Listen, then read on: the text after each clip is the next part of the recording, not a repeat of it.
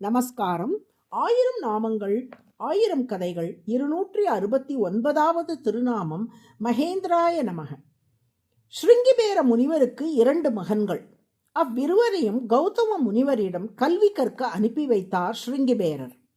அக்கால குருகுல வழக்கப்படி இருவரும் கௌதமரின் சீடர்களாக இருந்து அவருக்கு அனைத்து விதமான தொண்டுகளும் செய்தபடி கல்வி பயின்று வந்தனர்.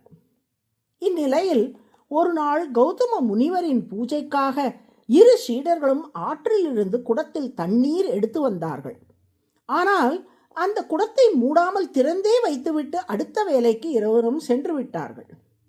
கௌதமர் வந்து பார்த்தபோது அந்த தண்ணீரில் ஒரு பல்லி விழுந்திருப்பதை கண்டார். அதனால் கோபம் கொண்டு 2 சீடர்களையும் பார்த்து நீங்கள் பல்லிகளாக பிறக்க வேண்டும் என்று சபித்தார். அதன் விளைவாக இருவரும் காஞ்சிபுரத்தில் உள்ள அத்திகிரி என்னும் மலையில் உள்ள ஒரு மரத்தில் தங்கப் பல்லியாகவும் வெள்ளி பல்லியாகவும் பிறந்தார்கள்.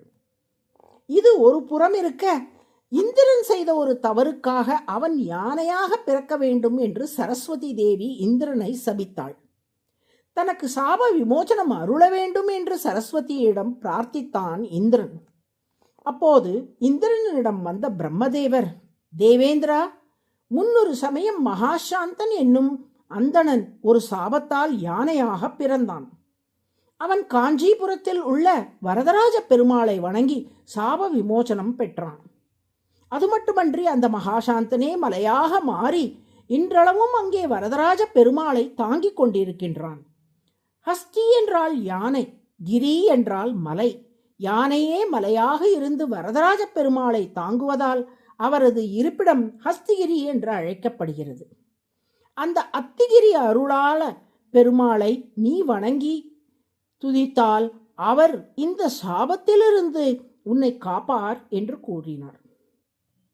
பிரம்மதேவரின் அறிவுரைப்படி யானை வடிவில் இருந்த இந்திரன் அத்திகிரியை அடைந்தான்.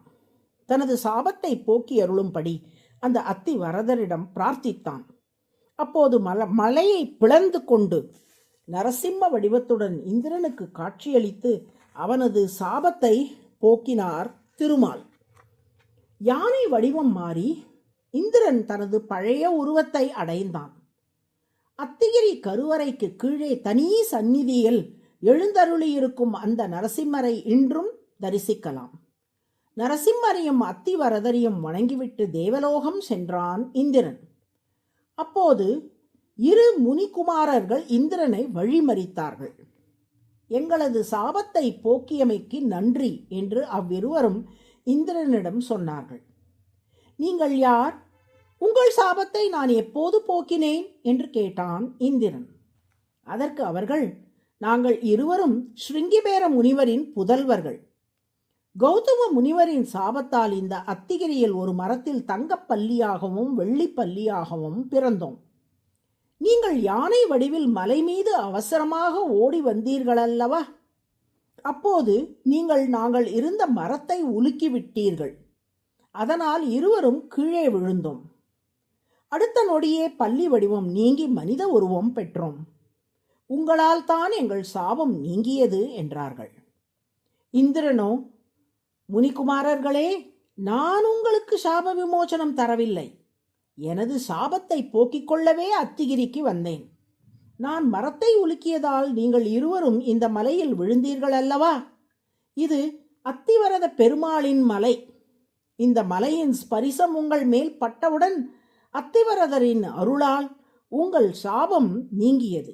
உங்கள் சாபத்தை என் சாபத்தையும் போக்கி அருளியவர் அத்திவரதரே ஆவார் என்று பதிலளித்தார். அந்த முனிகுமாரர்கள் இருவரும் இந்திரனோடு சேர்ந்து அத்திவரதரை வழிபட்டுவிட்டு தேவலோகம் சென்றதாக வரலாறு.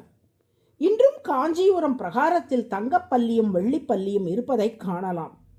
இவ்வாறு சாதாரண மனிதர்கள் முதல் இந்திரன் போன்ற தேவர்கள் வரை அனைவருக்கும் அருள் சுரந்து காக்கும் தலைவராக திருமால் திகழ்வதால் அவர் மகேந்திர என்று அழைக்கப்படுகிறார்.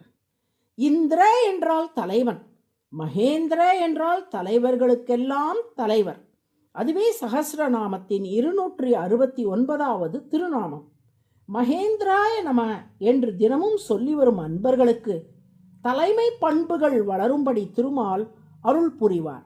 நாராயண நாராயண.